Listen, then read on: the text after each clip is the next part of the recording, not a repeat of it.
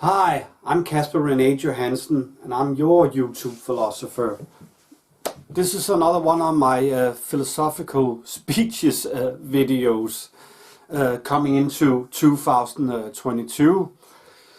Wow, I didn't think I would be talking about Corona that much coming into 2022. I talked about it in the previous philosophical speeches video that it was still around this Corona. I thought it would be over sometime during this year, but perhaps I was quite naive. But I know I was not the only one hoping that this was would have died out somehow. Denmark is in a shorter lockdown right now. I can't even go to the cinema to watch Matrix 4. I haven't seen that yet. If you've seen my channel, I like the Matrix movies and their philosophy. So I haven't seen Matrix 4 yet, unfortunately. So I use these philosophical speeches to kind of like an essay, a philosophical essay about just what I'm pondering about, and these are my viewpoints, and of course you can disagree with those viewpoints, and I will not conclude anything. I'm just wondering. And Plato, one of my favorite Greek philosophers, he says that philosophy begins with a sort of wonder. So I wonder about some stuff. Coming into 2021 from a very polarized 2021, it became very polarized and very polemic, especially online, on Facebook and Twitter and so forth, but also in people's homes and in our private lives and in our families. There's opposites against and polarized positions about, especially about vaccines and the restrictions against this pandemic and so forth. There's a lot of polarized position, and something I see as at first glance might seem positive, that a lot of people, they like science all of a sudden, and I'm game with science. We should be careful not going into what I'm afraid of, what I see as a possibility, that we're going more and more into this scientism. And what is scientism? Well, scientism is when you make science your religion, when you kind of overrate science and come from a position that science is the only understanding and truth that's out there. And I'm a philosopher, so I can agree with that. But also some scientism that stipulate that the only philosophy that should be around is what I call the theory of, what it's called, theory of science, where what are the basis and the fundamentals for doing science. That's all philosophy should do really. I'm also against that. So. And scientism is also when you exclude art, religion and philosophy as meaningless, as baseless. And the only viewpoint that's valid is kind of like empirical science. So this is scientism. And I see that in discussions online and in real life, people pulling the science card and says, I'm for science and I trust scientists, and that's the truth. And if somebody speaks against it, they are speaking untruth. The only truth that exists, that is science. And I also see a professor of philosophy all of a sudden online writing that he's for science and he trusts scientists and is for science. That's what he writes on LinkedIn, and I'm like, so do I. I like science. I follow scientists. I read about science, different kind of science. I read about the science of philosophy and so forth. But do I have to write it online? Why do you want to polarize yourself and go towards this scientism? And it's also, I think, is very dangerous, because it seems like many normal people, and apparently also professors of philosophy, who doesn't really know what science is, because science is not exact science. That's my wonder in this video, and the danger that we could put science on a special pedestal. Of course, science is useful. It brought us from the Stone Age to here. We can fly to the moon and so forth. Some would say we have vaccines. Some would say we have a Tesla now that can drive on batteries instead of gasoline, and so forth. So of course, science is useful, but to put it on it's ancient philosophy. Philosophy means philosophia means the love of wisdom, not the love of knowledge. What is knowledge compared to wisdom? Well, knowledge, that's science. Knowledge, you know something and you can explain it. I can explain to you how this camera works. That's an explanation. But do I understand it? Do I understand the essence of a camera? Do I understand how it really works, this video camera, and what this means for us as a human being to have a camera and so forth? That's understanding. That's wisdom. So there's a difference between knowledge and wisdom, and philosophy more goes into this wisdom. And also the thing with science. Take the British Royal Society. It's a gathering of different scientists. They had a saying, a motto, and that's nullius in verba. And nullius in verba means, it can be translated to something that means don't take nobody's word for it. Think for yourself. Investigate for yourself. Experiment yourself. Take no one's word for it, even scientists. So you should be able to also look science in a more nuanced way, and not just look at it as plain facts. There's not always consensus within the scientific community. It may seem like that to normal people, that they all agree on something. They do to a certain point, but there's always somebody within the scientific community, within a scientific field, that think otherwise, that has an other interpretation of the data that is collected within that scientific field.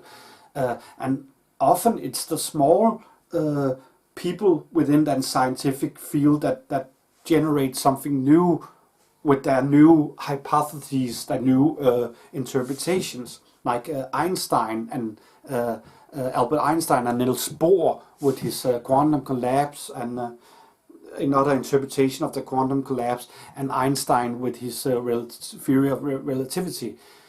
That wasn't the normal scientific viewpoint. They came with something new, and you can also see it now in paleontology. In paleontology, there's a kind of consensus that Nanotyrannosaurus is not a genuine new species. It's just a juvenile Tyrannosaurus. It's been speculated about years that Nanotyrannosaurus might be a separate species from Tyrannosaurus rex, but there's a large majority of that scientific field with paleontologists that thinks that Nanotyrannosaurus is now should be considered as just a juvenile Tyrannosaurus rex. But there are still scientists with the same scientific education and the scientific background as the other scientists that interpret the data as, no, Nanotyrannosaurus is a separate species of it's Tyrannosaurid. It's not the same as Tyrannosaurus Rex. It's a different species. So there's not always consensus. So check the data for yourself. Take no one's word for it. And the other day I heard a podcast with a scientist who said that we view the world in a natural scientific way. We use natural science to view and understanding the world around us, but the world in itself is not natural scientific. It doesn't always conform and adapt to our way of thinking. It's really true. Go into a quantum, the quantum collapse. There's also a physicist that has this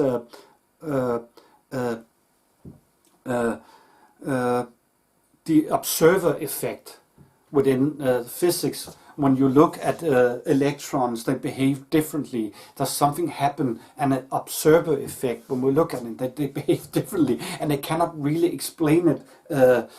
Really, what's going on? So even on a quantum level, that's not exact science. So why go around saying this is the only truth? There's only science, and you're either with it or against it. That's what I'm having trouble here. There is truth in art and philosophy also. There is an understanding and a wisdom there. Søren Kierkegaard, my fellow Danish great philosopher, he has a saying. It's not his saying, it's an old saying, but he uses this saying in his writing, in vino veritas. And that means there's truth in wine. That's truth in being drunk. There's truth in that dizziness, in that viewpoint of looking at the world from a drunk perspective, in vino veritas. And also one of my favorite philosophers with my whole process philosophy thing, you know me on this channel that I'm a process philosopher, Whitehead says you cannot view the world as it was a museum with things in a glass mud. You cannot view the world like it's a museum with things in glass monsters walking around. That's the way it is. That's the way it is. That's static. It's always in process. It's always in fluctuation, and that is also science. Science is in fluctuation. What we think is true now will later probably seem not true. Science evolves. There's new perspective coming in. So coming into the whole this vaccine debate, you also have a fairly consensus about these vaccines, that they are good instruments to fighting pandemics and helping vulnerable and older to not have a serious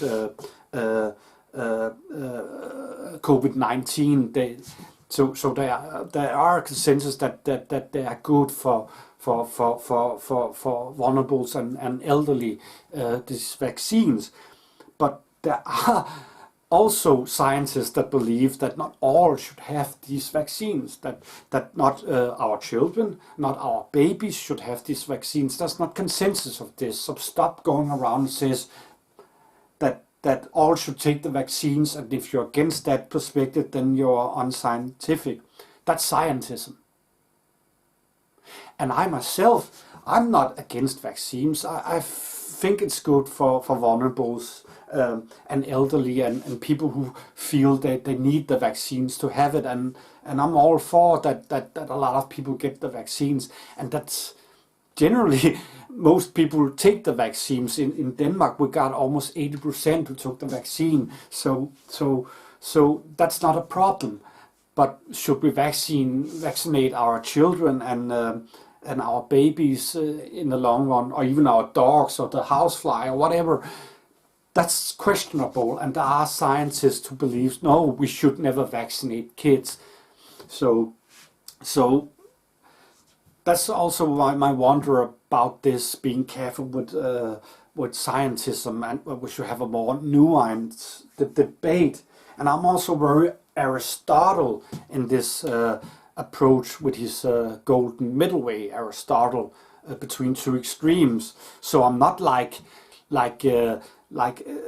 everybody should distrust science and go around saying, well, I heard somebody says the world is flat, I believe that, and I believe that the vaccines have monitoring devices going in, and Bill Gates, he can monitor us now. I'm not into that. That's also another extreme for me compared to scientism.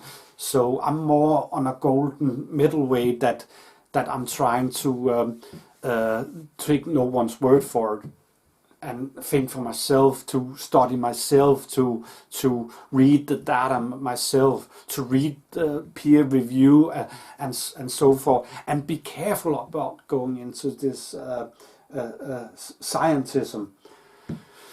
But that's me babbling for now, coming into 2021. This is probably a long video by now, but I hopefully you understand my viewpoint.